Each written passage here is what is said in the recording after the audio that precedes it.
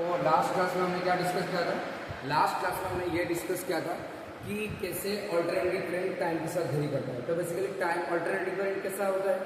Alternative current actually होता क्या है ना, टाइम के साथ ऐसा करंट जो अपना मैग्नीट्यूड एंड डायरेक्शन को दोनों को बदलता रहता है, तो उसको बोलते हैं अल्टरनेटिव करंट। ठीक है, तो हम मतलब जो जहाँ पे एंड किए थे वहीं से शुरू करेंगे। तो हमारा जो एंड था advantages of alternating current AC. तो एसी का एडवांटेज क्या क्या है, यहीं से हमने छोड़ा था, तो यहीं से शुरू करेंगे। ठीक है, तो पहले हम अल्टरनेटिव करंट का अगर हम एक डायग्राम बनाए यहाँ पे, अल्टरनेटिव करंट क्या होता है, थोड़ा सा रिक्वेस्ट करता है। तो ऐसा करंट जो कि समय के साथ क्या करता है ना, अपना डायरेक्शन एंड मैग्नीट्यूड दोनों को बदलता रहता है। जैसे कि मान ये करंट है, ये टाइम है, और अल्टरनेटिव करंट जो टाइम के साथ किस टाइप में वेरी करता है, मतलब इसे फिक्स टाइम इंटरवल में ये पॉजिटिव डायरेक्शन में चलता है, तो अगले फिक्स टाइम इंटरवल में वो क्या करेगा ना, नेगेटिव डायरेक्शन में चलेगा, और उसका वैल्यू लगातार टाइम के साथ बदलता रहेगा। ठीक है, जैसे कि मान लो टी इक्वल टू 0 सेकंड है, ये इनिशियली यहाँ पे 0 पर स्टार्ट हो रहा है, तो टी इक्वल टू 2 सेकंड, तो ये क्या करेगा ना, पॉजिटिव डायरेक्शन में सर्किट में चलता रहेगा। तो अगले 2 सेकंड के बाद यानी 4 सेकंड में क्या हो जाएगा, उसका डायरेक्शन रिवर्स करते हुए नेगेटिव डायरेक्शन में चलेगा। तो यहाँ से लेके यहाँ इसको बोलेंगे पॉजिटिव हाफ साइकिल, यानी पॉजिटिव हाफ साइकिल को थोड़ा ये पॉजिटिव डायरेक्शन में चल रहा होगा, तो अगले 2 सेकंड में क्या करेगा, ये नेगेटिव साइकिल मतलब कवर करेगा, मतलब नेगेटिव डायरेक्शन में चलता रहेगा। तो उसका एडवांटेज क्या है ना, about world wide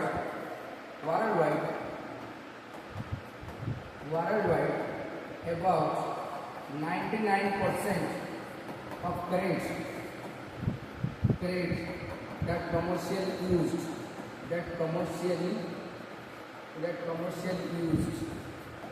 are AC currents, and only 1% is a DC current। यानी कि कमर्शियली जो इलेक्ट्रिसिटी यूज होता है 99% ऑफ इलेक्ट्रिसिटी क्या होता है ना, अल्टरनेटिव करंट होता है, क्योंकि अल्टरनेटिव करंट को प्रोड्यूस करना बहुत इजी होता है। अल्टरनेटिव करंट कौन प्रोड्यूस करता है, एसी जनरेटर। ठीक है, तो एसी जनरेटर में क्या होता है, लाइक रेक्टेंगुलर कॉइल होता है, और उसको मैग्नेटिक फील्ड के अंदर क्या करता है ना, एक्सटर्नल टॉर्क देके घुमाते रहते हैं, जिसमें क्या होता है ना, अल्टरनेटिव करंट डेवलप होता रहता है। तो ये मतलब इजी तरीका है अल्टरनेटिव करंट को मतलब डेवलप करने के लिए। लेकिन डीसी में क्या होता है, डीसी को हम इतना इजीली मतलब डेवलप नहीं कर सकते। तो बेसिकली डीसी कौन प्रोड्यूस करता है, बैटरी। तो ठीक है, बैटरी में जो केमिकल चीजें होता है, वो केमिकल एनर्जी क्या होता है, इलेक्ट्रिकल एनर्जी कन्वर्ट होता है, और वो टाइम के बाद क्या होता है, सर्टेन टाइम के बाद वो एनर्जी खत्म हो जाता है। ठीक है, तो फिर बार बार हमें क्या करना पड़ता है ना, पैसा देकर मतलब बैटरी को खरीदना पड़ता है, ताकि डीसी करंट हमें मिलता है। तो मतलब डीसी इतना कॉस्ट इफेक्टिव नहीं है जितना एसी है, क्योंकि एसी में एक मैग्नेटिक फील्ड होता है, और मैग्नेटिक फील्ड के अंदर क्या होता है, लूप होता है, मतलब करंट करिंग लूप होता है, जिसको हम एक्सटर्नल टॉर्क देके रोटेट कराते हैं। तो इसमें एसी मतलब क्या होता है, डेवलप होता रहता है। और एसी करंट साल भर तक उसमें कोई फर्क नहीं पड़ेगा, क्योंकि इसमें कॉइल एंड मैग्नेट यूज होता है, वो तो खराब नहीं होगा। लेकिन बैटरी में क्या होगा ना, एनर्जी क्या हो जाएगा, खत्म हो जाएगा। फिर हमें बार मान लो कि बैटरी के मतलब एक रिमोट बैटरी लेके आया, तो रिमोट बैटरी 2 साल तक चलेगा, फिर उसके बाद बैटरी खत्म हो जाएगी, फिर पैसा देके लेना पड़ेगा। तो इसलिए क्या होता है ना, एसी इतना मतलब ज़्यादा कॉस्ट इफेक्टिव होता है। डीसी के कंपैरिजन में एसी क्या होता है, ज़्यादा कॉस्ट इफेक्टिव होता है। इसलिए हम एसी को 99% ऑफ करंट को हम एसी में यूज करते हैं। जो इलेक्ट्रिकल अप्लायंस चलता है, ये जो स्मार्ट बोर्ड है, जो भी चीज़ें यहाँ पे चल रहा है, यूपीएस है, स्मार्ट बोर्ड है, और ये फैन चल रहा है, ये सारे के सारे अल्टरनेटिव करंट से ही चलता है। ठीक है, इसलिए वर्ल्ड वाइड 99% करंट को क्या यूज किया जाता है, कमर्शियली एसी को यूज किया जाता है, 1% डीसी को। तो दूसरा क्या होता है, दूसरा होता है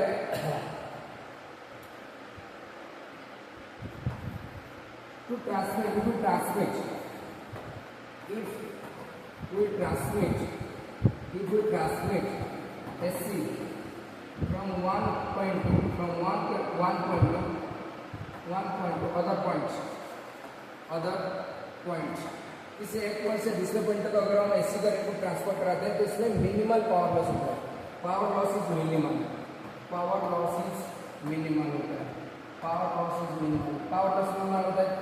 क्यों देख, अगर हमें पता है कि जब कंडक्टर में करंट फ्लो होता है, तो होता क्या है ना, जो इलेक्ट्रॉन्स होते हैं, इलेक्ट्रॉन के कारण तो करंट फ्लो होता है, तो इलेक्ट्रॉन्स को क्या मिलता है ना, बैटरी से एनर्जी मिलता है, और वो इलेक्ट्रॉन डायरेक्शन में फ्लो करते हुए चलते हैं। तो क्या वो इजीली एनर्जी को लेकर चल पाते हैं? नहीं, इजीली तो चल नहीं पाते, क्योंकि सामने उसका रुकावट होता है। मतलब कंडक्टर का जो आटम्स होता है, वो इलेक्ट्रॉन के साथ क्या होता है, टकराते हैं, जिसके कारण एनर्जी लॉस होता है, और एनर्जी हीट के फॉर्म में मतलब एमिटेड हो जाता है। इसमें पावर लॉस होता है, ठीक है कि नहीं। पावर क्या होता है, वाटर पर टाइम यानी कि एनर्जी कंज्यूम पर टाइम, ठीक है। तो अगर एनर्जी जितना कंज्यूम होता है बैटरी से, जिसके कारण इलेक्ट्रॉन डायरेक्शनल फ्लो करते हुए करंट को डेवलप करते हैं, वो क्या करेंगे, टाइम के साथ साथ क्या हो जाएगा ना, वो एनर्जी कोलिजन के साथ क्या हो जाएगा, वो रिलीज हो जाएगा, हीट की फॉर्म में रिलीज हो जाएगा, इसमें पावर लॉस होगा, ठीक है। तो इसलिए क्या होता है, लेकिन एसी के केस में ऐसा होता नहीं, डीसी के केस में पावर लॉस ज्यादा होता है। तो इसलिए तो किसी एक पॉइंट से दूसरे पॉइंट तक जब हम क्या करते हैं, अल्टरनेटिव करंट को फ्लो कराते हैं, ट्रांसमिट कराते हैं, तो इसमें पावर लॉस मिनिमल होता है। दूसरा क्या होता है, वी कैन स्टेप अप और step down alternating current by using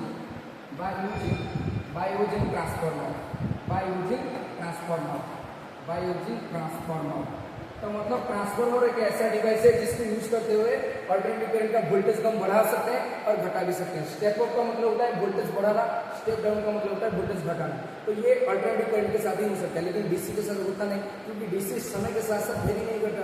DC एक फिक्स टाइम इंटरवल में ही चलता रहता है, ठीक है कि नहीं। तो वो टाइम के साथ बदलता नहीं है, टाइम के साथ वो कांस्टेंट रहता है। तो इसके लिए जो वोल्टेज डेवलप हो रहा होगा, जो वोल्टेज डीसी करंट को डेवलप कर रहा होगा, वो भी टाइम के साथ वेरी करेगा नहीं, वो तो कांस्टेंट रहेगा। तो उसको ना तो हम बढ़ा सकते ना घटा सकते, सिर्फ time varying voltage, time varying current को ही हम क्या कर सकते हैं, ट्रांसफार्मर की मदद से उसको स्टेप अप कर सकते हैं, यानी कि वोल्टेज को बढ़ा सकते हैं और वोल्टेज को घटा सकते हैं। समझ में आ रहा है, तो ठीक है।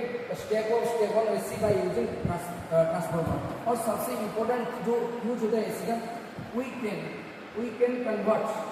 can convert AC to DC by using rectifier, ठीक है। एक ऐसा डिवाइस है रेक्टिफायर, जिसको हम मदद से हम क्या कर सकते हैं ना, एसी को डीसी में कन्वर्ट कर सकते हैं। समझ में आ रहा है, रेक्टिफायर एक ऐसा डिवाइस है जिसको यूज करते हुए हम अल्टरनेटिव करंट को डीसी में भी कन्वर्ट कर सकते हैं। तो ये उसका कुछ मतलब एडवांटेजेस है डीसी के मतलब कि बदल में हम अल्टरनेटिव करंट को ज्यादातर इस रीजन की वजह से यूज करते हैं, ठीक है, क्योंकि इतना सारा उसका एडवांटेजेस है, ठीक है। अब हम बात करेंगे parameters related to AC. Parameters related to alternative current. Parameters related to alternative current. अच्छा, मैं तो एक बात बताऊं, किसी भी कंडक्टर में या फिर किसी भी सर्किट में करंट तभी फ्लो हो सकता है जब पोटेंशियल डिफरेंस आ जाए। तो यहाँ पे करंट जो कि टाइम के साथ साथ अपना डायरेक्शन एंड मैग्नीट्यूड को बदलता रहता है, जिसको हम अल्टरनेटिंग करंट बोलते हैं। तो अगर करंट टाइम के साथ साथ वेरी कर रहा है, तो टाइम वेरिंग करंट को डेवलप करने के लिए, यानी कि अल्टरनेटिव करंट को डेवलप करने के लिए, तो ऑब्वियसली कोई पोटेंशियल डिफरेंस ही होगा। तो वो पोटेंशियल डिफरेंस का नेचर कैसा होगा, ऑब्वियस बात है, वो भी टाइम वेरिंग वोल्टेज होगा, ठीक है। मतलब टाइम वेरिंग वोल्टेज ही टाइम वेरिंग करंट को डेवलप कर सकता है, यानी कि अल्टरनेटिंग वोल्टेज ही अल्टरनेटिव करंट को क्या कर सकता है, डेवलप कर सकता है। तो अल्टरनेटिंग वोल्टेज क्या करेगा ना, अल्टरनेटिव करंट को डेवलप करेगा, क्योंकि बिना वोल्टेज से तो करंट फ्लो होगा ही नहीं। समझ पा रहे हो, बिना करंट से तो वोल्टेज मतलब बिना वोल्टेज से तो करंट फ्लो होगा ही नहीं। तो हमें करंट को फ्लो कराने के लिए वोल्टेज चाहिए। तो अल्टरनेटिव करंट को किस प्रकार का वोल्टेज ही डेवलप कर सकता है ना, अल्टरनेटिंग वोल्टेज, ठीक है। The voltage that can develop alternating current, ऐसा वोल्टेज जो कि अल्टरनेटिव करंट को डेवलप करता है, उसको बोलते हैं alternating voltage. It is called the voltage that can develop alternating current is called alternating voltage. इसको बोलते हैं अल्टरनेटिंग वोल्टेज, जिसको हम ई से रिप्रेजेंट करें। इट इज रिप्रेजेंटेड बाय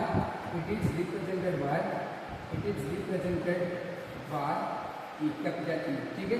तो मतलब जैसे कि हमें बताया कि माँ से जो बेटा पैदा होता है, किसी माँ से जो बेटा पैदा होता है, तो माँ का कैरेक्टर लेके आता है, तो माँ का गुण जैसा होगा उसका बेटे का गुण ऐसा होगा कि नहीं, क्योंकि डीएनए का ट्रांसफर होता है, ठीक उसी तरह। तो अल्टरनेटिंग वोल्टेज का नेचर जैसा होगा, अल्टरनेटिव करंट का नेचर भी वैसा होगा। करंट अगर टाइम के साथ साथ वेरी कर रहा है, तो करंट को प्रोड्यूस करने वाला जो उसका वोल्टेज होगा वो भी टाइम के साथ वेरी कर रहा होगा। तो अल्टरनेटिव करंट को कौन सा वोल्टेज डेवलप करेगा, अल्टरनेटिव वोल्टेज डेवलप करेगा। समझ में आ रहा है, तो इट इज रिप्रेजेंटेड बाय ई। अच्छा, तो नेक्स्ट ये आता है टाइम पीरियड। जो नेक्स्ट पैरामीटर है वो टाइम पीरियड क्या होता है, जिसको हम ई से डिनोट करते हैं ना, the total time taken for complete cycle, the total time taken the total time taken bye alternating current to complete one cycle is called time period of AC, time period of alternating current। यानी कि जैसे कि हमें पता है alternative current का graph कैसा होता है, जैसे कि मैं बना रहा हूँ अच्छे से, जैसे कि ये हमारा हो गया करंट एक्सिस, ये हमारा हो गया टाइम एक्सिस, ठीक है, ये हमारा हो गया टाइम एक्सिस, और जो अल्टरनेटिव करंट होता है कुछ ये हमारा हो गया करंट एक्सिस, ये हमारा हो गया टाइम एक्सिस, और यहाँ पे t equal to 0, initial time 0 पर है, ठीक है। अच्छा, हमारा जो करंट वेरी करता है कुछ इस टाइप का वेरी करता है, इसलिए फिक्स्ड इंटरवल में वो पॉजिटिव डायरेक्शन में चलता है, फिर अगले फिक्स्ड इंटरवल में वो अपना डायरेक्शन को बदल देता है, मतलब रिवर्स कर देता है। तब किसी फिक्स्ड डायरेक्शन में क्या करता है, ये अपना डायरेक्शन मतलब किसी फिक्स्ड टाइम इंटरवल में ये क्या करता है, करंट अपना मतलब डायरेक्शन को बदल देता है। देख जैसे कि यहाँ देख इनिशियली फिक्स्ड टाइम इंटरवल में क्या हो रहा है, करंट का वैल्यू लगातार डिक्रीज हो रहा है पॉजिटिव डायरेक्शन में, तो अगला फिक्स्ड टाइम इंटरवल के बाद क्या होगा ना, करंट अपना वैल्यू को क्या करेगा, रिवर्स कर देगा, मतलब रिवर्स डायरेक्शन में करंट क्या करेगा, अपना वैल्यू इंक्रीज करेगा डिक्रीज करेगा। तो क्या होता है, जैसे कि मान लें t इक्वल टू 0 पर और t इक्वल टू 2 सेकंड तक करंट पॉजिटिव डायरेक्शन में चल रहा है, तो इसको बोलेंगे पॉजिटिव हाफ साइकिल। तो अगले फिक्स्ड टाइम इंटरवल के बाद मतलब अगले 2 सेकंड के बाद यानी कि t इक्वल टू 4 सेकेंड ये क्या करेगा ना, अपना डायरेक्शन को रिवर्स कर देगा, मतलब नेगेटिव डायरेक्शन में चलेगा, तो इसको बोलेंगे नेगेटिव हाफ साइकिल। तो एक फिक्स्ड टाइम इंटरवल में करंट क्या करता है ना, सर्किट में पॉजिटिव डायरेक्शन में चलता है, तो अगला फिक्स्ड टाइम इंटरवल में क्या करेगा ना, करंट नेगेटिव डायरेक्शन में चलेगा। तो इस प्रकार से क्या करेगा, करंट अपने आप को क्या करेगा, रिपीट करता रहेगा। फिर फिक्स्ड इंटरवल में पॉजिटिव डायरेक्शन में चलेगा, यानी पॉजिटिव हाफ साइकिल चलेगा, फिर अपना फिक्स्ड इंटरवल के बाद वो नेगेटिव हाफ साइकिल चलेगा। तो ऐसे ही क्या करेगा, रिपीट होता जाएगा। तो इस प्रकार का कैरेक्टर और इस प्रकार का नेचर रखने वाला करंट को हम बोलते हैं अल्टरनेटिंग करंट, जो ऑलरेडी हम डिस्कस कर चुके हैं, ठीक है। अच्छा, ये होता है हमारा पॉजिटिव हाफ साइकिल, ये होता है हमारा positive half cycle, positive half cycle, positive half cycle. ये हमारा होता है negative half cycle, negative half cycle. समझ में आया बात? अच्छा, मैं एक बात बता, देख यहां से लेके यहां तक इसको हम बोलते हैं वन कंप्लीट साइकिल, इसको बोलते हैं हम one complete cycle, one complete cycle, complete cycle, ठीक है। तो जब 0 से लेके t तक यहाँ पे मतलब देख 0 से लेकर 2 सेकंड तक ये पॉजिटिव डायरेक्शन में चल रहा है, तो अगले 2 सेकंड के बाद यानी 4 सेकंड में ये नेगेटिव डायरेक्शन में चल रहा है, तो मतलब फिक्स्ड टाइम इंटरवल में पॉजिटिव डायरेक्शन में चल रहा है, इसको बोलेंगे पॉजिटिव हाफ साइकिल। तो अगले फिक्स्ड टाइम इंटरवल में वो नेगेटिव डायरेक्शन में चल रहा है, तो इसको बोलेंगे नेगेटिव हाफ साइकिल। तो कंप्लीट एक साइकिल को मेंटेन करने के लिए मतलब एक पॉजिटिव साइकिल और एक नेगेटिव साइकिल को मेंटेन करने के लिए अल्टरनेटिव करंट को जितना समय लगता है उसको बोलते हैं टाइम पीरियड, ठीक है। तो यहाँ से लेके यहाँ तक मतलब यहाँ से लेके यहाँ तक इसको हम बोलेंगे वन कंप्लीट साइकिल। तो इस वन कंप्लीट साइकिल के लिए जितना टोटल समय लगता है उसको बोलते हैं टाइम पीरियड। समझ में आएगा? बताइए, वही चीजें यहाँ पे लगा, the total time taken by alternating current to complete one cycle. मतलब एक कंप्लीट वन साइकिल में क्या होगा, लाइक पॉजिटिव हाफ साइकिल होगा, एक नेगेटिव हाफ साइकिल होगा। देख जब भी किसी सर्किट में वो अल्टरनेटिव करंट को फ्लो कराएंगे तो ये क्या करेगा, टाइम के साथ वेरी करेगा। तो एक फिक्स टाइम इंटरवल में एक पॉजिटिव डायरेक्शन में चलेगा, पॉजिटिव डायरेक्शन में उसका वैल्यू इंक्रीज होगा, घटेगा, डिक्रीज होगा। तो अगले फिक्स टाइम इंटरवल के बाद तो ये क्या करेगा, अपना डायरेक्शन को रिवर्स कर देगा, मतलब नेगेटिव डायरेक्शन में उसका वैल्यू इंक्रीज होगा, फिर डिक्रीज होगा। तो इस प्रकार से क्या करेगा ना, पॉजिटिव में चलेगा पॉजिटिव हाफ साइकिल, फिर नेगेटिव में चलेगा नेगेटिव हाफ साइकिल। इस प्रकार से वो क्या करेगा, अपने आप को रिपीट करता चलेगा। समझ में आ रहा है? तो एक कंप्लीट साइकिल में क्या होगा, ये पॉजिटिव साइकिल कवर करेगा, एक नेगेटिव साइकिल कवर करेगा। तो यहाँ से लेके यहाँ तक इसको बोलेंगे वन कंप्लीट साइकिल। और वही वन कंप्लीट साइकिल को कवर करने के लिए, अटेंड करने के लिए अल्टरनेटिव करंट को जितना समय लगता है उसको बोलते हैं टाइम पीरियड। समझ में आएगा?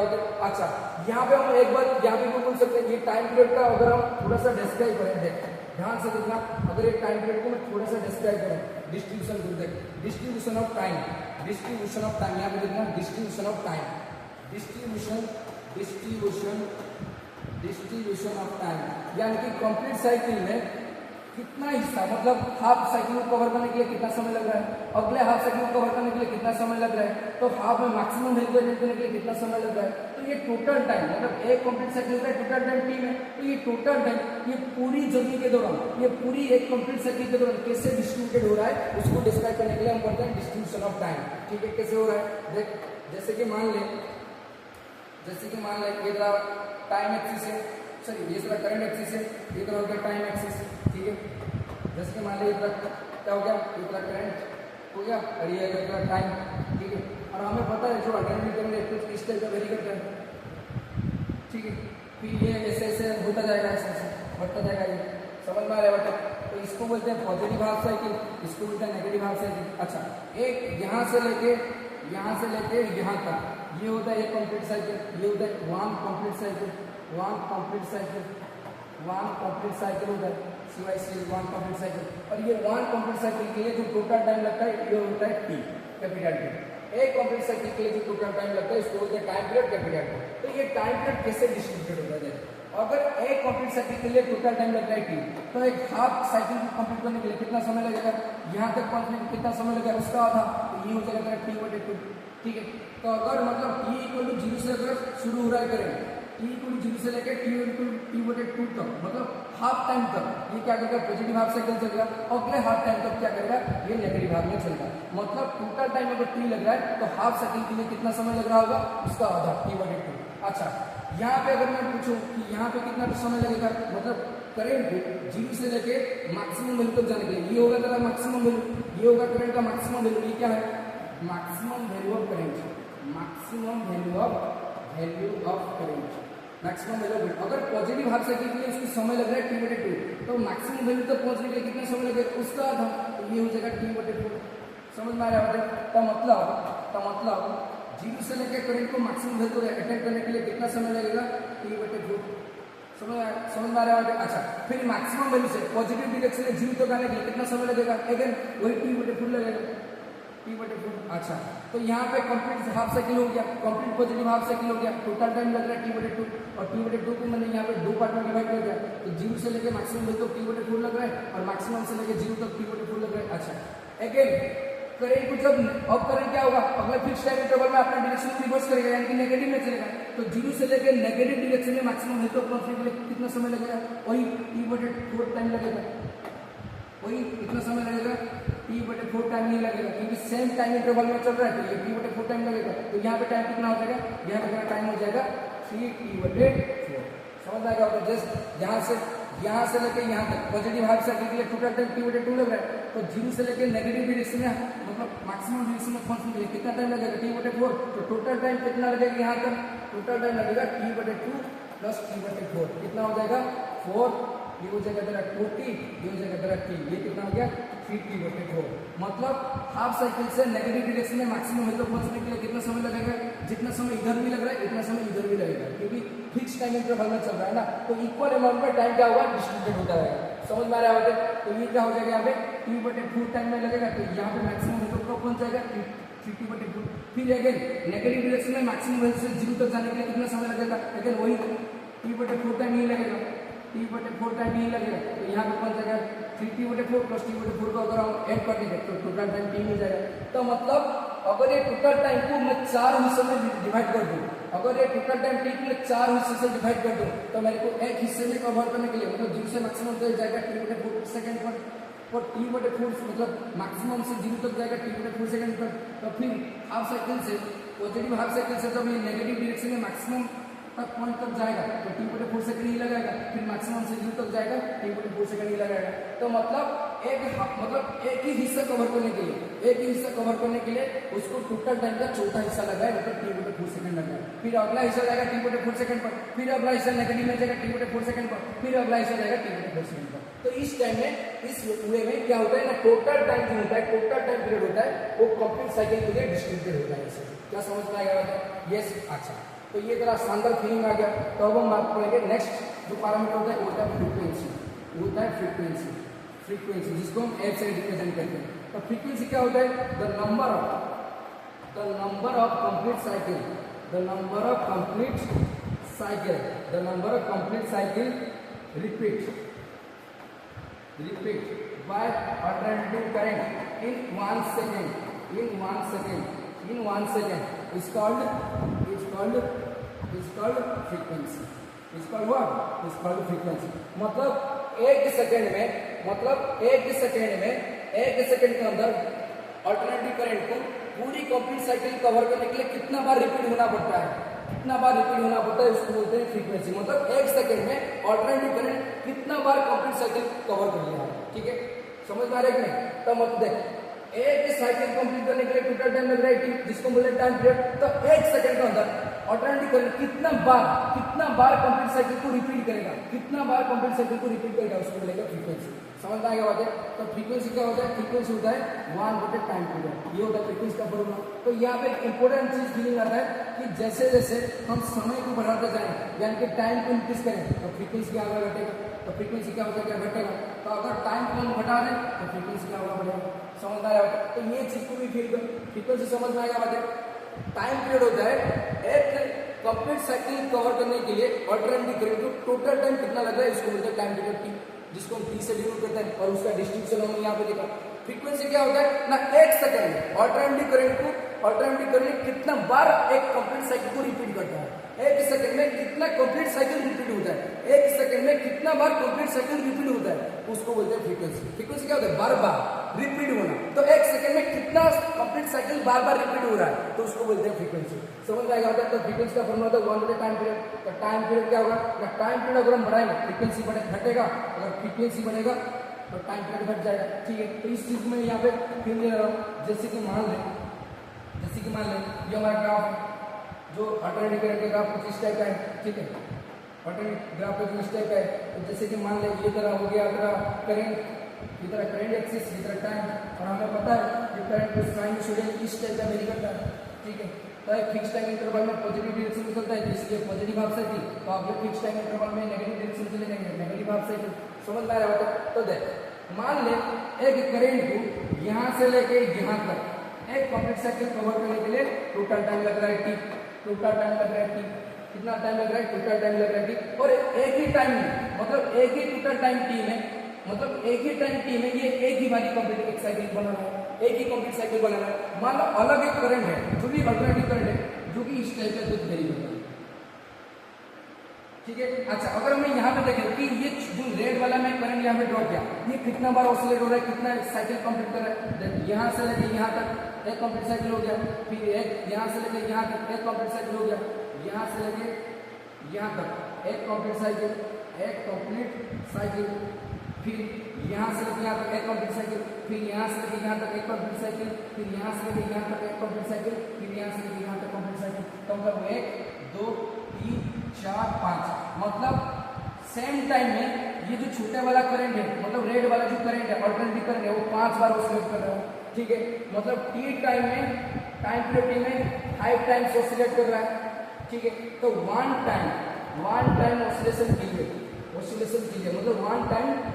ध्यान से समझ देख, ये जो करंट है, ये जो ब्लू वाला करंट है, तो ये कंप्लीट साइकिल मेंटेन करने के लिए टोटल टाइम लगा है टी। और ये छोटे वाला जो करंट है, रेड वाला करंट है, ये टी टाइम में कुछ 5 बार ऑसिलेट हो रहा है। ठीक है, अगर टी टाइम में ये 5 बार ऑसिलेट हो रहा है, तो एक ऑसिलेशन के लिए कितना समय लगेगा? T/5। तो मतलब यहाँ पे तुम ध्यान से समझ कि एक कंप्लीट साइकिल करने के लिए ये छोटे वाला करंट को कितना समय लग रहा है ना, T/5, टोटल टाइम का 5वां हिस्सा लग रहा है। ठीक है, तो ये T/5 टाइम में एक ही बार ऑसिलेट हो रहा है, लेकिन ये बड़े वाला करंट को एक ही बार ऑसिलेट करने के लिए टोटल टाइम लग रहा है। ठीक है, तो इस केस में यहाँ पे हो रहा है ना कि यहाँ पे टाइम ज्यादा लग रहा है। बड़े वाला करंट को एक बार ऑसिलेट करने के लिए, एक बार कंप्लीट साइकिल मेंटेन करने के लिए टाइम पीरियड ज्यादा लग रहा है, इसलिए उसका फ्रीक्वेंसी क्या हो रहा है? घट रहा है। देखना टोटल टाइम लग रहा है टी, जब टाइम ज्यादा है तो इसलिए एक ही बार ही ऑसिलेट हुआ है।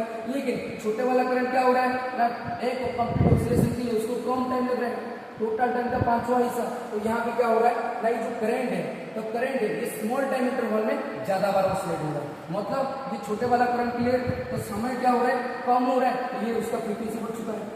समझ में आ रहा है?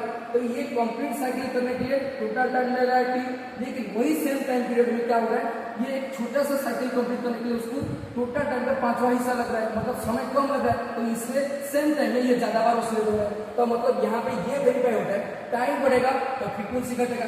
देख इसका टाइम ज्यादा है, इसलिए वो एक बार ऑसिलेट हुआ है ब्लू वाला करंट, लेकिन ये छोटे वाला करंट का जो एक कंप्लीट साइकिल कंप्लीट करने के लिए टोटल टाइम लग रहा है T/5, टोटल टाइम का 5वां हिस्सा लग रहा है, कम लग रहा है। तो इसलिए क्या होगा, इसका टाइम इंटरवल कम है, तो इसलिए वो ज्यादा बार ऑसिलेट हो चुका है। सेम टाइम में ये एक बार ऑसिलेट हो रहा है और वही सेम टाइम में ये 5 बार ऑसिलेट हो रहा है। फर्क बस इतना है कि ब्लू वाला करंट को ज्यादा समय लग रहा है, इसलिए वो एक बार ऑसिलेट हुआ, मतलब टाइम बढ़ गया, फ्रीक्वेंसी बढ़ गया, लेकिन उसका एक कंप्लीट साइकिल कवर करने के लिए कम टाइम लग रहा है, तो इसलिए ज्यादा बार उसमें जो है रिपीटेड हो रहा है, तो इसलिए उसका टाइम पीरियड क्या होगा, कम होगा, तो फ्रीक्वेंसी बढ़ेगा। तो मतलब यहाँ पे अल्टरनेटिव करंट का टाइम एंड फ्रीक्वेंसी के बीच में जो रिलेशन है वो शानदार वेरीफाई हो रहा है। समझ में आएगा बातें, समझ में आएगा बातें। तो नेक्स्ट बात करेंगे तो ये हो गया फ्रीक्वेंसी। अच्छा नेक्स्ट क्या है, नेक्स्ट है जो alternative current, the alternating current always very weak, always very weak. The alternative current always very weak. A fixed time interval. The alternative current always make it complete. एक second इसको मिटा दो, एक अच्छा तरीके से ले लो। The alternating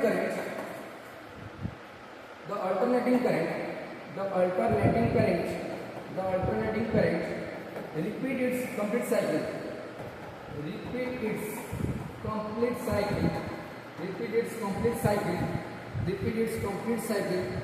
in a fixed interval of time. So AC is also treated as periodic current. So alternating current is also treated as periodic current. समझ में आ रहा है? पीरियोडिक करंट समझ में आ रहा है? तो क्या हो रहा है ना, यहाँ पे अपन ध्यान से देखेंगे इसका ग्राफ को, अगर हम यहाँ पे करंट अल्टरनेटिव करंट का ग्राफ को ध्यान से देखें, ये जो कंप्लीट साइकिल मेंटेन कर रहा है ना, ये फिक्स टाइम इंटरवल में ये रिपीट कर रहा है, तो इसलिए अल्टरनेटिव करंट को क्या बोलेंगे ना, पीरियोडिक करंट भी बोल सकते हैं। कैसे, जैसे कि ये हमारा हो गया करंट का ग्राफ, मतलब करंट का एक्सिस, ये हो गया टाइम, ठीक है। अगर ध्यान से देखें करंट हमारा कुछ इस टाइप का वैल्यू होता है कि इस टाइप का पॉजिटिव डायरेक्शन में चलता है, फिर नेगेटिव में चलता है, फिर ऐसे क्या होगा, फिर ऐसे रिपीट होता जाएगा, फिर इस पॉजिटिव में जाएगा, फिर नेगेटिव में जाएगा, कुछ इस टाइप का रिपीट होगा। तो ध्यान से देखें, मतलब जब भी किसी सर्किट में हम क्या करेंगे, अल्टरनेटिंग सोर्स को लगाएंगे, तो एक फिक्स टाइम इंटरवल में ये पॉजिटिव डायरेक्शन में चलेगा, तो अगला फिक्स टाइम इंटरवल में क्या करेगा, नेगेटिव डायरेक्शन में चलेगा। जैसे कि मान लें t = 0 से लेकर t = 2 सेकंड तक ये फिक्स डायरेक्शन में चल रहा है, मतलब पॉजिटिव डायरेक्शन में चल रहा है, उसको बोलेंगे पॉजिटिव हाफ साइकिल। तो अगले 2 सेकंड के बाद यानी कि t = 4 सेकंड के बाद ये नेगेटिव डायरेक्शन में चलेगा, इसको बोलेंगे नेगेटिव हाफ साइकिल। मतलब यहाँ से लेके यहाँ तक इसको एक कंप्लीट साइकिल कवर करने के लिए कितना टोटल समय लग रहा है, 4 सेकंड लग रहा है। तो अगेन वही 4 सेकंड के बाद अगले नेक्स्ट 4 सेकंड के बाद क्या करेगा, अगेन 1 कंप्लीट साइकिल फिर से रिपीट हो जाएगा। मतलब यहाँ पे जो साइकिल कंप्लीट होगा यहाँ पे 8 सेकंड में कंप्लीट हो जाएगा। समझ में आ रहा है? देख 2 सेकंड में पॉजिटिव में चल रहा है, अगले 2 सेकंड में यानी 4 सेकंड में नेगेटिव में चलेगा, तो अगले 2 सेकंड में फिर से पॉजिटिव में चलेगा, यहाँ पे आ जाएगा t = 6 सेकंड, फिर अगले 2 सेकंड में नेगेटिव में चलेगा, यहाँ पे आ जाएगा t = 8 सेकंड। मतलब यहाँ से लेके यहाँ तक इसको बोलते हैं 1 कंप्लीट साइकिल। यहाँ से लेके यहाँ तक 1 कंप्लीट साइकिल, और 1 कंप्लीट साइकिल को कंप्लीट होने के लिए कितना समय, टोटल समय लग रहा है 4 सेकंड। तो अगेन वही कंप्लीट साइकिल फिर से रिपीट होने के लिए फिर से ही 4 सेकंड लेगा, मतलब 8 सेकंड में फिर से कंप्लीट साइकिल रिपीट हो जाएगा। मतलब एक फिक्स टाइम इंटरवल में एक कंप्लीट साइकिल क्या हो रहा है, रिपीट हो रहा है। तो इसलिए इसको हम बोलते हैं पीरियोडिक करंट। क्या होता है, पीरियड, मतलब एक specific period, specific time period में क्या हो रहा है, उसका जो कंप्लीट साइकिल है वो रिपीट हो रहा है, तो इसको बोलते हैं पीरियोडिक करंट। समझ में आएगा बात है? तो ये था हमारा अल्टरनेटिव करंट का कुछ इंपोर्टेंट पैरामीटर्स। अब हम बात करेंगे जो फाइनल स्टेज में हम पहुंच चुके हैं, the representation of alternative current. Representation of alternative current. Representation of alternative current मतलब अल्टरनेटिव करंट को हम किस तरीके से रिप्रेजेंट करेंगे, ना सर हमें तो पता चल चुका है कि जो अल्टरनेटिव करंट होता है वो क्या होता है, टाइम वेरिंग करंट होता है, यानी कि टाइम के साथ साथ क्या होता है वो वेरी करता है, उसका डायरेक्शन मैग्नीट्यूड दोनों में वेरी करता है। एक फिक्स टाइम में एक पॉजिटिव डायरेक्शन में चलेगा, तो अगला फिक्स टाइम इंटरवल में वो उसका डायरेक्शन को रिवर्स कर लेगा, अपोजिट डायरेक्शन में चलेगा। मतलब एक फिक्स टाइम में पॉजिटिव हाफ साइकिल चलेगा, फिर अगला फिक्स टाइम इंटरवल में नेगेटिव हाफ साइकिल चलेगा। तो ऐसे क्या करेगा, वो क्या करेगा, एक वेव की तरह क्या करेगा, बिहेव करता जाएगा टाइम के साथ साथ। तो इसका मतलब अगर फिर से हम ग्राफ को बनाए, देखो इस चैप्टर में फिर सिर्फ ग्राफ की बात होगी एंड फेजर की बात होगी। फेजर डायग्राम ऑलरेडी हम समझ चुके हैं, और फेजर डायग्राम को यूज आने वाला है, अभी आने वाला है, ठीक है। देखो जैसे कि अगर माने कि ये हमारा करंट है, ये हमारा करंट एक्सिस हो गया, और ये हमारा क्या हो गया, ये हमारा टाइम एक्सिस हो गया, ठीक है। मान लो ये तरफ यहाँ पे ये करंट है, करंट को मैंने रिप्रेजेंट कर दिया, यहाँ पे मैंने टाइम को रिप्रेजेंट कर दिया, क्योंकि जो अल्टरनेटिव करंट है टाइम वेरिंग करंट है, टाइम के साथ साथ फिक्स टाइम इंटरवल में वेरी करता रहता है उसका डायरेक्शन एज वेल एज उसका मैग्नीट्यूड। ठीक है, तो देख तो मान ले कि करंट कुछ इस टाइप का वेरी कर रहा है, इस टाइप का एक फिक्स टाइम इंटरवल में पॉजिटिव डायरेक्शन में चल रहा है और अगले फिक्स टाइम इंटरवल में एक नेगेटिव डायरेक्शन में चलेगा। ठीक है, इसको बोलते हैं पॉजिटिव हाफ साइकिल, इसको बोलते हैं नेगेटिव हाफ साइकिल। समझ में आ रहा है? देख समझ में आ रहा है? इसको बोलते हैं पॉजिटिव हाफ साइकिल, इसको बोलते हैं नेगेटिव हाफ साइकिल। अच्छा, हम क्या करेंगे, इसको रिप्रेजेंट करेंगे। देख किसी भी करंट को रिप्रेजेंट करने के लिए हमें क्या चाहिए, कुछ इक्वेशंस चाहिए। ठीक है सर, पहले तो इक्वेशन जरूरत नहीं था, जब हम इलेक्ट्रिसिटी पढ़ रहे थे, मैग्नेटिक इफेक्ट ऑफ करंट पढ़ रहे थे, इलेक्ट्रोमैग्नेटिक इंडक्शन पढ़ रहे थे। भाई देख इसलिए वहां पे इक्वेशन की जरूरत नहीं पड़ रहा था, क्योंकि वो डीसी करंट था, डायरेक्ट करंट। तो हॉट सर्किट को बैटरी से कनेक्ट कर रहा था ना, ये सर हॉट सर्किट को बैटरी से कनेक्ट कर रहा था, तो बैटरी से जो करंट पैदा होता है वो डीसी करंट होता है। तो डीसी करंट क्या होता है, टाइम वेरिंग करंट नहीं होता है, वो टाइम के साथ कांस्टेंट रहता है, तो इसलिए उसके लिए कोई इक्वेशन की जरूरत नहीं है। जो करंट टाइम के साथ वेरी करता है उसके लिए इक्वेशन की जरूरत होता है। समझ में आ रहा है? तो देख तो पहले जो चैप्टर में तो पढ़ रहा था डीसी करंट कैसे ना सर 2 एम्पीयर का करंट, देख वैल्यू कांस्टेंट है, इसलिए तो इसको मतलब कांस्टेंट करंट बोलते हैं, डीसी करंट बोलते हैं, क्योंकि वो टाइम के साथ कांस्टेंट रहता है। वही 2 एम्पीयर ही रहेगा, 3 एम्पीयर ये क्या है, डीसी एम्पीयर मतलब डीसी करंट है, 4 एम्पीयर ये डीसी करंट है। लेकिन यहाँ पे जो एक अलग किस्म की करंट है जो कि टाइम के साथ वेरी कर रहा है, तो उसको तो हम डायरेक्टली रिप्रेजेंट नहीं कर सकते। तो उसको रिप्रेजेंट करने के लिए हम क्या करना चाहिए, एक इक्वेशन डिफाइन करना चाहिए। तो वो इक्वेशन को रिप्रेजेंट करे कैसे, डिफाइन करे कैसे, ध्यान से समझना कि तेरे सामने ये जो करंट एंड टाइम का जो वेरिएशन है, एक फिक्स टाइम इंटरवल में पॉजिटिव डायरेक्शन में चल रहा है, तो अगले फिक्स टाइम इंटरवल में वो नेगेटिव डायरेक्शन में चल रहा है। ठीक है, तो मतलब ये टाइम के साथ साथ एक फिक्स टाइम इंटरवल में अपना डायरेक्शन एंड मैग्नीट्यूड दोनों को ही क्या कर रहा है, दोनों को ही क्या कर रहा है, वेरी कर रहा है, दोनों को ही डायरेक्शन को बदल रहा है, दोनों का मतलब डायरेक्शन और मैग्नीट्यूड दोनों चीज को क्या कर रहा है, बदल रहा है। तो इस टाइप का बदलता हुआ ग्राफ को, इस टाइप का बदलता हुआ करंट को हम कैसे, कौन सी इक्वेशन से रिप्रेजेंट करेंगे? ध्यान से देखो, हमें पहले ये समझना पड़ेगा कि ये जो टाइम वेरिंग करंट है, मतलब ये जो अल्टरनेटिव करंट का जो इस टाइप का ग्राफ बन रहा है, ये किन किन पैरामीटर के ऊपर डिपेंड करता है। पहला पैरामीटर देख, पहला पैरामीटर कौन सा है, parameter the parameters on which the alternating current depends, the alternating current depends। ठीक है, तो पहला पैरामीटर क्या है ना, ये सर ये टाइम के साथ वेरी कर रहा है। हाँ सर, ये टाइम के साथ वेरी कर रहा है पहला पैरामीटर, तो ये टाइम के ऊपर डिपेंड करे, depends on time, depends on time. एक तो है कि एक फिक्स टाइम इंटरवल में पॉजिटिव डायरेक्शन में चल रहा है, अगले फिक्स टाइम इंटरवल में नेगेटिव डायरेक्शन में चल रहा है, मतलब टाइम के साथ इसका डायरेक्शन मैग्नीट्यूड दोनों ही चेंज हो रहा है। तो इसका मतलब ये जो करंट है ये टाइम के ऊपर डिपेंड कर रहा है, डायरेक्ट डिपेंडेंसी। नेक्स्ट किसके ऊपर डिपेंड कर रहा है ना सर, देखो जैसे जैसे टाइम बढ़ता जाएगा ऐसे एक फिक्स टाइम आएगा जहां पे उसका वैल्यू मैक्सिमम हो जाएगा, यहाँ पे उसका वैल्यू मैक्सिमम हो रहा है। ठीक है कि नहीं, एक फिक्स टाइम है, एक टी टाइम पर, T1 टाइम पर उसका वैल्यू क्या हो रहा है, मैक्सिमम हो रहा है, मतलब फिक्स टाइम पर क्या हो जाएगा, उसका वैल्यू मैक्सिमम आएगा। और अगेन नेगेटिव डायरेक्शन में फिक्स टाइम इंटरवल में उसका नेगेटिव डायरेक्शन में मैक्सिमम आ रहा है, तो इसका मतलब करंट जब वेरी करेगा उसका मैक्सिमम वैल्यू आएगा ही आएगा। तो ये मैक्सिमम वैल्यू के ऊपर डिपेंड करेगा। दूसरा डिपेंडेंस क्या है ना, डिपेंड्स ऑन मैक्सिमम वैल्यू, ये सर समझना है। तीसरा क्या डिपेंडेंस है, इस समय के साथ साथ वेरी हो रहा है कि कैसे वेरी हो रहा है ना सर, पॉजिटिव डायरेक्शन में चल रहा है, फिर अगले टाइम इंटरवल में नेगेटिव डायरेक्शन में चल रहा है, मतलब दुबलापन दिखा रहा है, कभी पॉजिटिव में चल रहा है कभी नेगेटिव में चल रहा है, और ऐसे वेव की तरह ही वेव कर रहा है। तो इस टाइप का वेव जैसा कैरेक्टर को शो करने के लिए हमें क्या करना पड़ेगा, एक फंक्शन भी डिफाइन करना पड़ेगा जो कि वेव तरह नेचर को, वेव टाइप का नेचर को शो करेगा। ठीक है, नेक्स्ट क्या है, depends on function who represents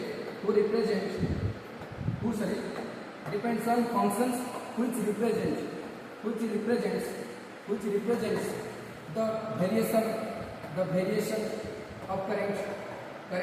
ठीक है, तो कुल मिला के ये 3 पार्ट के ऊपर ही डिपेंड कर रहा है। पहला टाइम के ऊपर डिपेंड कर रहा है क्योंकि टाइम के साथ वेरी कर रहा है, दूसरा उसका मैक्सिमम वैल्यू क्या आ रहा है, कुछ फिक्स टाइम में, मतलब कुछ स्पेसिफिक टाइम पर, कुछ इंस्टेंट टाइम पर उसका वैल्यू पीक पर आ रहा है।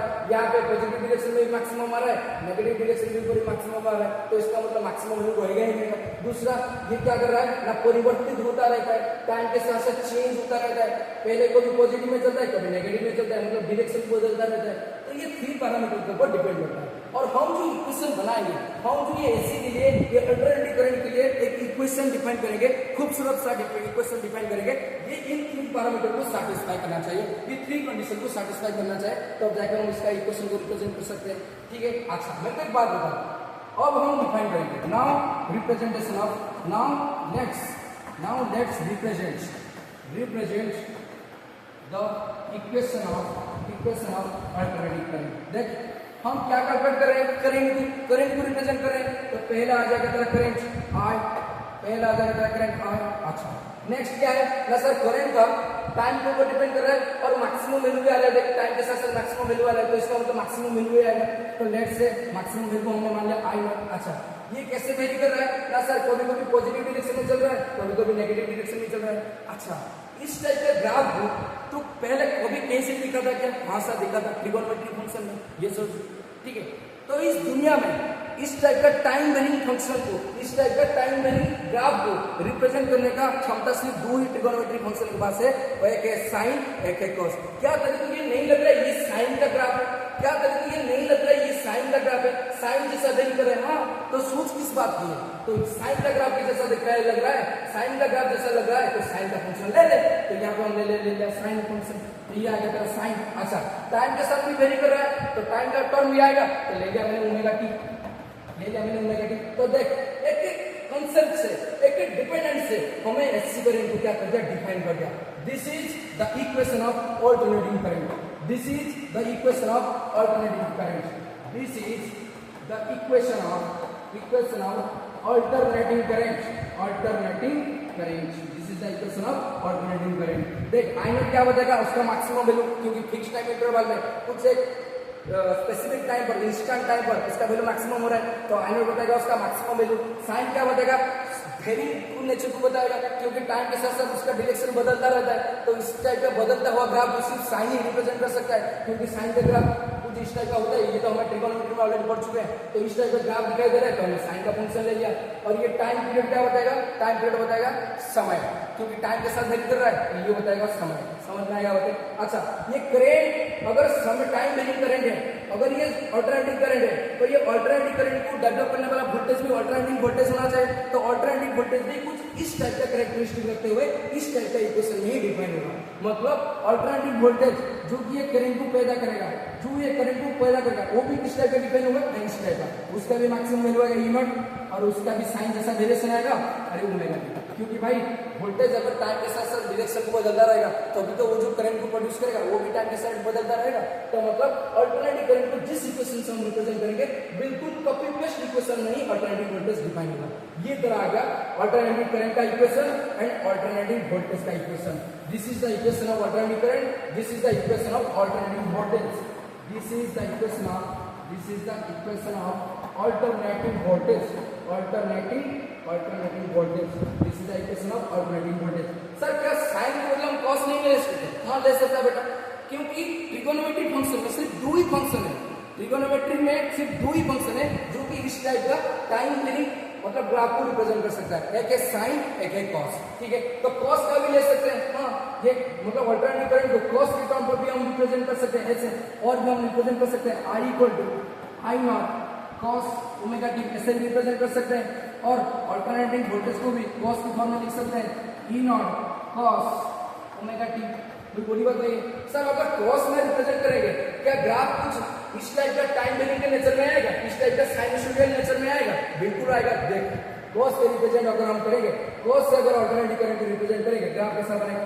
देख जैसे कि मान ले ये मेरा क्या है, एक सेकंड, जैसे कि मान ले ये मेरा क्या है, ये हमारा हो गया करंट एक्सिस, ये हमारा हो गया टाइम एक्सिस। ठीक है, ये हो गया हमारा करंट एक्सिस, ये हो गया हमारा टाइम एक्सिस, तो ये तरह हो गया करंट, ये हो गया तरह टाइम। अच्छा हमें पता है कि जब टाइम को हम जीरो रखेंगे, टाइम यहाँ पे क्या होता है, टाइम जीरो डिग्री ओरिजिन है, समय को जब जीरो रखते हैं cos का वैल्यू क्या होता है, मैक्सिमम होता है, क्योंकि 0 डिग्री पर cos का वैल्यू कितना होता है, मैक्सिमम होता है। तो ग्राफ कहाँ से शुरू होगा, यहाँ पे पहले साइन का टर्म ले लेते हैं, यहाँ पे देख यहाँ पे हम साइन का टर्म ले लेते हैं, तो t इक्वल टू 0 पर साइन का वैल्यू मैक्सिमम आ रहा था, t इक्वल टू 0 पर साइन का वैल्यू मैक्सिमम आ रहा था, समझ में आ रहा था, t इक्वल टू 0 पर sorry sorry t equal to 0 पर साइन डब्ल्यू 0 आ रहा था, यस सर ना, तो इसलिए ओरिजिन से शुरू हो रहा था। लेकिन यहाँ पे क्या है, यहाँ पे हमने कॉस टर्म को ले रखा है, यहाँ पे हमने कॉस ग्राफ को रिप्रेजेंट कर रहे हैं, तो टी इक्वल टू 0 पर कॉस का वैल्यू क्या होगा, मैक्सिमम आता है, तो ग्राफ कुछ यहीं से शुरू होगा, कुछ इस टाइप का है, समझ में आ रहा है। तो यहाँ से लेके यहाँ तक ये होता है एक कंप्लीट साइकिल, ये होता है one complete cycle, one complete cycle, one complete cycle, यानी कि यहाँ से लेके यहाँ तक ये होता है एक कंप्लीट साइकिल, ठीक है। तो एक फिक्स टाइम इंटरवल में ये तरह पॉजिटिव डायरेक्शन में वेरी हो रहा है, तो ये होगा पॉजिटिव हाफ साइकिल। फिर अगले फिक्स टाइम इंटरवल में क्या करेगा, अगले फिक्स टाइम इंटरवल में क्या करेगा, वो नेगेटिव डायरेक्शन में वेरी करेगा, तो ये हो जाएगा नेगेटिव हाफ साइकिल। समझ में आ रहा होगा सर, ये तो साइन जैसा दिखाई नहीं दे रहा है, साइन तो यहाँ पे कुछ इस टाइप का मतलब साइकिल जैसा दिखाई दे रहा है, इस टाइप का कुछ दिखाई दे रहा है, ठीक है, इस टाइप का कुछ दिखाई दे रहा है, साइनोसॉइडल जैसा दिखाई दे रहा है। लेकिन कॉस का ग्राफ तो साइन से थोड़ा अलग है, तो आप कैसे बोल सकते हैं कि ये जो ग्राफ है ये भी मतलब सेम अल्टरनेटिव करंट को रिप्रेजेंट करेगा।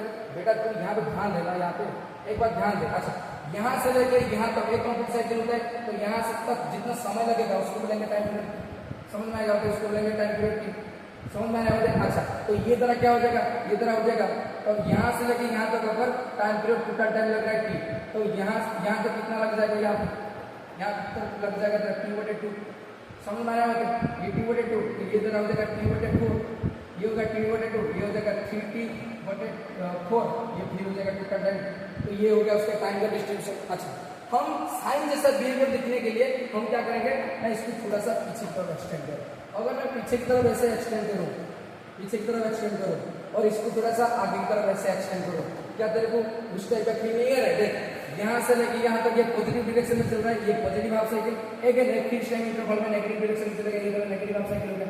फिर से फिक्स टाइम इंटरवल में पॉजिटिव डायरेक्शन में चल रहा है, ये पॉजिटिव हाफ साइकिल, फिर अगले फिक्स टाइम इंटरवल में नेगेटिव डायरेक्शन में चलेगा, ये तरफ नेगेटिव हाफ साइकिल। तो देख यहाँ से लेके यहाँ तक क्या ये साइन जैसा दिखाई नहीं दे रहा है?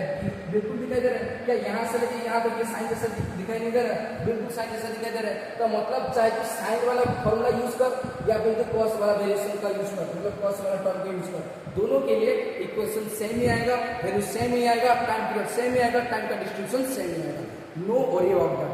लेकिन कन्वीनियंस के लिए, for convenience we use sine term, we use sine वाला इक्वेशन, मतलब कन्वीनियंस फॉर इजी अंडरस्टैंडिंग के लिए, इजी स्टडी के लिए जो अल्टरनेटिव करंट का जो हम इक्वेशन लेते हैं, क्या कौन सा इक्वेशन लेते हैं ना, I equal to I not sine omega t, ये हो गया तेरा अल्टरनेटिव करंट का इक्वेशन, ये हो गया तेरा अल्टरनेटिव करंट का इक्वेशन। अच्छा, इस टर्म को मैं तेरे को समझ लेता हूँ, ये जो इक्वेशन है सारे टर्म्स ये क्या रिप्रेजेंट कर रहे हैं, देख ध्यान से देखना। ये जो तरह आई नॉट है, ये तरह है मैक्सिमम वैल्यू, क्या है मैक्सिमम वैल्यू, क्योंकि स्पेसिफिक टाइम पर मैक्सिमम वैल्यू आ रहा था कि ये तरह है मैक्सिमम वैल्यू, ये तरह क्या है मैक्सिमम वैल्यू, समझ में आ रहा है। इसको और भी बोल सकते हैं पिक वैल्यू, क्या बोल सकते हैं पिक वैल्यू, और भी इसको बोल सकते हैं amplitude of S alternating current. अच्छा, ये साइन वाला टर्म क्या रिप्रेजेंट करेगा, ये साइन वाला टर्म क्या रिप्रेजेंट करेगा, it represents the directional variation of current, current जो टाइम के साथ साथ अपना डायरेक्शन को रिप्रेजेंट मतलब रिवर्स कर रहा है, पॉजिटिव डायरेक्शन में चल रहा है, फिर नेगेटिव डायरेक्शन में चल रहा है, इस टाइप का दुबलापन दिखा रहा है, इस टाइप का वेरिएशन दिखा रहा है, साइन जैसा बिहेवियर दिखा रहा है, तो वो मतलब वेरिएशन को मतलब वो डायरेक्शनल वेरिएशन को कौन रिप्रेजेंट करेगा, साइन, क्योंकि इस टाइप का ग्राफ इससे साइन नहीं बना सकता है, यस और नो। फिक्स्ड एंगल में क्या होता है, साइन का वैल्यू पॉजिटिव डायरेक्शन में चलता है, फिर अब फिक्स्ड एंगल में क्या होता है, नेगेटिव डायरेक्शन में चल रहा है, समझ में आ रहा है बात है, यस और नो। तो क्या होगा ना कि फिक्स्ड टाइम इंटरवल में करंट कैसे बिहेव कर रहा है, पॉजिटिव डायरेक्शन में चल रहा है, तो अगला फिक्स्ड टाइम इंटरवल में नेगेटिव डायरेक्शन में चल रहा है, तो इस टाइप का बिहेवियर को रिप्रेजेंट करने के लिए हमारे पास एक ही फंक्शन बचता है जिसको हम बोलते हैं साइन फंक्शन, तो इसलिए हमने साइन फंक्शन यूज कर लिया। तो साइन वाला टर्म क्या बताएगा ना, डायरेक्शनल वेरिएशन ऑफ करंट बताएगा, directional variation of alternative current. अच्छा, ये वाला टर्म क्या है, ये वाला जो टर्म है यहाँ पे, ये वाला जो टर्म है, ये जो ओमेगा टी है, ये वाला जो एक टर्म है, ये पूरा टर्म है, इसको हम फेजेस से ऑलरेडी पढ़ चुके हैं, ये होगा तेरा फेज, ये क्या कहलाएगा, ये तरह हो जाएगा फेज, ये क्या कहलाएगा, ये तरह कहलाएगा फेज। तो यहाँ पे फेज में दो टर्म्स है, फेज में दो टर्म्स है, फेज इसको बोलते हैं ना साइन के बाद जो होल टर्म आएगा उसको बोलते हैं फेज।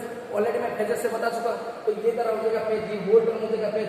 फेज में दो टर्म है, फेज में यहाँ पे क्या टर्म है ना, फेज जो है यहाँ पे क्या है ओमेगा टी, तो यहाँ पे दो टर्म है, एक है ओमेगा एक है टी। टी क्या है, टी तरह है टाइम, टी क्या है तरह टाइम, क्योंकि टाइम के साथ वेरी कर है, टी है टाइम। ओमेगा क्या है, ओमेगा है तरह angular frequency, angular frequency, angular frequency इसको डिफाइन करते हैं 2 पाई बटे टी, और उसका और भी फॉर्मूला है 2 पाई ए, क्योंकि हमें पता है फ्रीक्वेंसी जो होता है 1 बटे टाइम पीरियड, तो यहाँ पे 2 पाई इंटू 1 बटे टी को हम लिख सकते हैं फ्रीक्वेंसी। तो इस फॉर्मूला से भी हम ओमेगा को रिप्रेजेंट कर सकते हैं। तो ओमेगा क्या है ना, एंगुलर फ्रीक्वेंसी। ऐसा एंगुलर फ्रीक्वेंसी का यहाँ पे क्या होता है, एंगुलर फ्रीक्वेंसी बताएगा कि ये जो पॉजिटिव डायरेक्शन में चल रहा है फिर नेगेटिव डायरेक्शन में चल रहा है, ये कितना तेजी से चल रहा है, समझ में आ रहा है, कितना तेजी से वाइब्रेशन हो रहा है, ठीक है, कितना तेजी से वाइब्रेशन हो रहा है, ठीक है। It describe the speed of vibration. It describe the speed of vibration. मतलब ये जो पॉजिटिव डायरेक्शन में चलेगा फिर नेगेटिव डायरेक्शन में चलेगा, तो ये पॉजिटिव डायरेक्शन और नेगेटिव डायरेक्शन को कितना रफ्तार से चेंज हो रहा है ये बताएगा उसका एंगुलर फ्रीक्वेंसी। समझ में आएगा आपको? तो पूरा नोमेनक्लेचर तेरे सामने रख दिया, और तेरे को ऐसी अगर तेरे में पीएचडी नहीं होगा ना तो मेरे को बताएगा। अल्टरनेटिव करंट अब तेरी मुट्ठी में है भाई, क्योंकि फेजर आ चुका है, अल्टरनेटिव करंट का इक्वेशन भी डिफाइन हो चुका है, तो वो क्या करेगा भाई, बस इक्वेशन लिखेगा, डिराइव करेगा, फेजर डायग्राम बनाएगा, बस ऐसी कंप्लीट। समझ में आएगा बात? अच्छा, ये तेरा हो गया पूरा नोमेनक्लेचर। तो फाइनली हमने जहां तक पहुंचना था ये हम पहुंच चुके हैं। तो this is the total conceptual description of alternative current, this is the total conceptual description of alternative current. अच्छा, यहाँ पे तेरे को और एक चीजें खेल दिलाता हूँ, देख। अच्छा, अगर मैं पूछूं कि t इक्वल टू 0 पर, इफ t इक्वल टू 0 पर अगर मैं पूछूं करंट कितना होगा, t इक्वल टू 0 पर करंट क्या हो जाएगा, t का वैल्यू यहाँ पे फेज को देख। जब भी तेरे को करंट पूछे, टाइम दे दे, करंट पूछे, तू किसके पास जाएगा, फेज के पास जाएगा। पहले ढूंढेगा फेज कहाँ है, फेज को देख, फेज तेरा ओमेगा टी है, तो टी को अगर तू 0 पुट करेगा, यहाँ पे टी को अगर तू 0 पुट करेगा, साइन का वैल्यू 0 कितना होगा, 0, तो मतलब करंट क्या आ रहा है, 0, तो मतलब t इक्वल टू 0 पर करंट कहाँ पे शुरू हो रहा है, 0 पर शुरू हो रहा है। अच्छा, t इक्वल टू तेरा t बटे 4 हो जाए, क्योंकि टाइम का डिस्ट्रीब्यूशन पढ़ाया था तेरे को, t बाई 4 पर मैक्सिमम वैल्यू पर पहुंच रहा है, तो t बटे 4 पर करंट का वैल्यू क्या हो जाएगा, देख वैल्यू पुट कर यहाँ पे i equal to I not sine omega t, तो यहाँ पे t का जगह टाइम कितना रहेगा, t बटे 4 पर तेरे को करंट पूछ रहा है, तो कितना आ जाएगा आई नॉट साइन ओमेगा बटे 2 लिख सकते हैं 2 बटे टी इंटू टी बटे 4, ये सर। अच्छा, यहाँ पे क्या हो जाएगा, टाइम कैंसल, यहाँ पे 2 से कट जाएगा, मतलब कट पिट करके कितना बचेगा, ये हो जाएगा तेरा आई नॉट साइन पाई बटे 2, तो ये पाई बटे 2 क्या होता है, 90 डिग्री होता है, तो साइन 90 कितना होता है भाई, साइन 90 होता है तेरा 1, तो मतलब फाइनल कितना आ रहा है आई, और वहीं पे तो यही आ रहा है। अब देख ध्यान से देख, t इक्वल टू 0 पर ध्यान से देखना, यहाँ पे जो टाइम का डिस्क्रिप्शन लिया था, देख यहाँ पे ध्यान से देख, यहाँ पे ध्यान से देख, यहाँ पे ध्यान से देख, t इक्वल टू 0 पर देख करंट का वैल्यू 0 था, देख ओरिजिन से शुरू हो रहा था, और t जब t बटे 4 था, मतलब t बटे 4 सेकंड के बाद करंट का वैल्यू मैक्सिमम हो रहा था, देख यहाँ पे तेरा करंट का वैल्यू मैक्सिमम आ रहा है कि नहीं, आई नॉट आ रहा है कि नहीं, ठीक है। तो इसका मतलब ये जो हमने साइनसोइडल का इक्वेशन बनाया, साइनसोइडल ग्राफ का जो इक्वेशन बनाया, ठीक है। अच्छा, ये जो अल्टरनेटिव करंट का जो ये ग्राफ है, इसको साइनसोइडल ग्राफ इसलिए बोलते हैं, ये जो अल्टरनेटिव करंट का जो ये जो ग्राफ है इसको साइनसोइडल ग्राफ बोलते हैं। It is also called sinusoidal graph, क्योंकि ये साइन की तरह वेरी करता है, ठीक है। t इक्वल टू 0 पर ओरिजिन पे शुरू है, t जब क्या हो जाएगा ना, t बटे 4 हो जाएगा, तो इसका वैल्यू मैक्सिमम आ रहा है, आप समझ में आ रहा होगा, मैक्सिमम वैल्यू कितना आ रहा है, आई नॉट, समझ में आ रहा है ये सर। तो ये हो गया तेरा final total description of the alternative current, total description of the alternative current. तो अगर इसका मैं ग्राफ पूछूं, इसका ग्राफ कैसा आएगा, सेम ग्राफ, ये ग्राफ क्या आ जाएगा, ये ग्राफ तेरा आएगा इससे। इसका फाइनल टेस्ट दे रहा हूं तेरे को, जैसे कि ये तेरा हो गया करंट, ये हो गया तेरा टाइम, ये हो गया तेरा करंट, जैसे कि ये हो गया तेरा करंट, ये हो गया तेरा करंट, ये हो गया तेरा टाइम, तो ग्राफ कैसा बनेगा, कुछ इस टाइप का बनेगा। समझ में आया होगा, टाइम के साथ ऐसे ही तो वेरी कर रहा है, ठीक है। t बताएगा टाइम के साथ कैसे वेरी कर रहा है, और साइन का वैल्यू बताएगा कि टाइम के साथ ये डायरेक्शन बदल रहा है, आई नॉट बताएगा उसका मैक्सिमम वैल्यू, मतलब t इक्वल टू 0 पर करंट कहाँ पे ओरिजिन पर शुरू हो रहा है, जब t तरह कितना हो जाएगा, टी तरह कितना हो जाएगा, टाइम पीरियड कितना हो जाएगा, यहाँ से लेके यहाँ तक एक complete cycle total time period T, तो हाफ साइकिल के लिए कितना लगेगा T/2 और टी से जीबी से लेके P equal to T/4 time तक, मतलब हाफ साइकिल का आधा।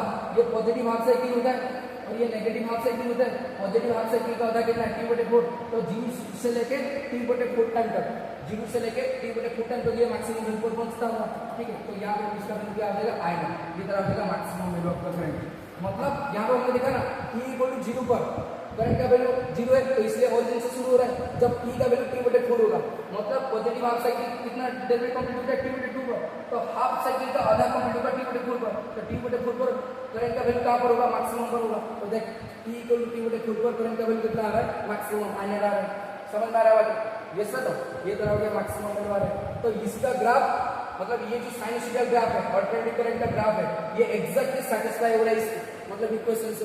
तो फाइनली ये तेरा कंप्लीट डिस्क्रिप्शन ऑफ एसी है, final complete description of AC है, ठीक है। तो आई होप कि तुम लोग को समझ में आ चुका होगा। तो नेक्स्ट क्लास में हम पढ़ेंगे वेरिएशन ऑफ मतलब behaviour of electrical component to the AC, ठीक है। मतलब एसी में, एसी सर्किट में जब हम कंडक्टर मतलब कोई कैपेसिटर लगाए, कोई रेजिस्टर लगाए या फिर कोई सोलेनॉइड को लगाए, तो ये किस प्रकार का वेरी करेंगे। इलेक्ट्रिक कंपोनेंट्स जब एसी में कनेक्ट होंगे तो ये किस प्रकार का बिहेवियर दिखाएंगे, इसके बारे में हम क्या करेंगे, स्टडी करेंगे। तो ये हो गया तेरा final touch to the alternative current, ठीक है। सो आई होप कि तुम लोग को समझ में आया होगा।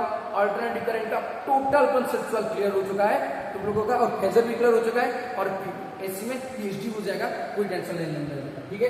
तो good night all of you guys. तो ये नाइट में मैं शूट कर रहा हूँ क्योंकि थोड़ा सा प्रॉब्लम था, इसलिए मैंने जो डे बोर्डिंग क्लास में रेकॉर्ड नहीं हो पाया, अभी शूट कर रहा हूँ। बस ध्यान से पढ़ाई करना, चलते रहो, ठीक है। चलो बाय।